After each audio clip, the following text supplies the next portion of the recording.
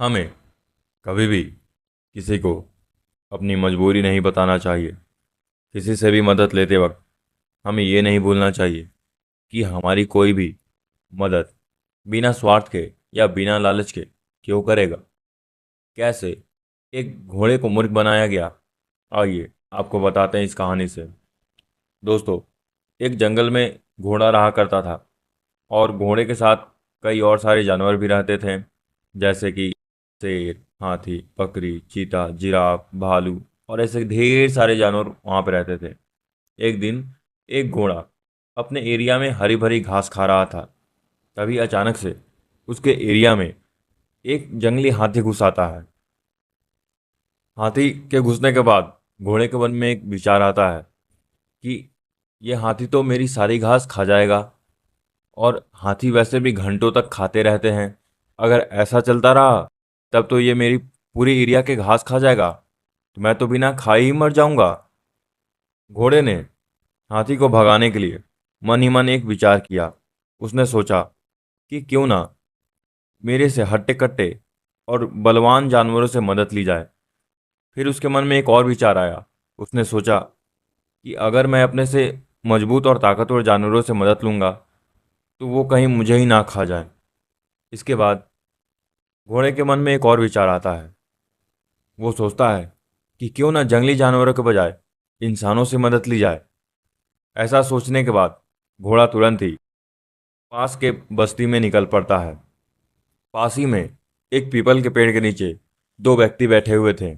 घोड़ा उनके पास जाता है और कहता है कि सुनिए, क्या आप मेरी मदद कर सकते हैं? एक जंगली हाथी है जो मेरे इलाके में घुस आया है और मेरे यहाँ के सारे घास चबा रहा है। क्या आप उसे भगाने में मेरी मदद कर सकते हैं? दोनों व्यक्तियों ने कहा, ठीक है, हम तुम्हारी मदद कर देंगे, लेकिन उसके बदले में तुम हमें क्या दोगे? तो घोड़े ने बोला, आप जैसा कहो, आप जो मांगोगे मैं वो देने को तैयार हूँ। तो इंसानों ने कहा, हमें तुम्हारे पीठ पर सवारी करनी है, क्या तुम हमें सवारी कराओगे? घोड़े ने कहा, ठीक है। उसके बाद वो इंसान घोड़े की पीठ पर बैठ गए और हाथी को मारने के लिए चल पड़े।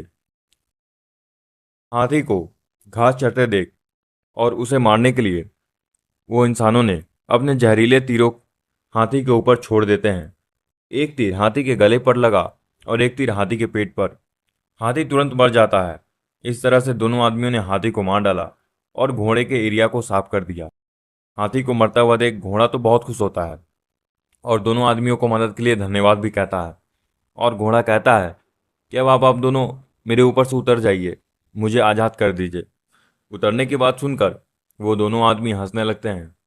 वो कहते हैं, तुमने क्या हमें मूर्ख समझ रखा है या हम पागल हैं? हम तुम्हारे ऊपर से नहीं उतरने वाले। हमने तुम्हारी मदद की है। आज से तुम हमारे गुलाम बनोगे, हमारा सारा काम करोगे। हम जैसे कहेंगे वैसे तुमको करना होगा। और इस तरह से छल और धोखे से इन दोनों आदमियों ने घोड़े को अपना गुलाम बना लिया और घोड़ा बेचारा मूर्ख बन गया। दोस्तों, इस कहानी से हमें ये सीखने को मिलता है कि हमें आंख बंद करके किसी भी इंसान के ऊपर कभी भी भरोसा नहीं करना चाहिए, और ना ही हमें अपनी कमजोरियों को सामने वाले को बताना चाहिए, बिल्कुल मूर्ख घोड़े की तरह।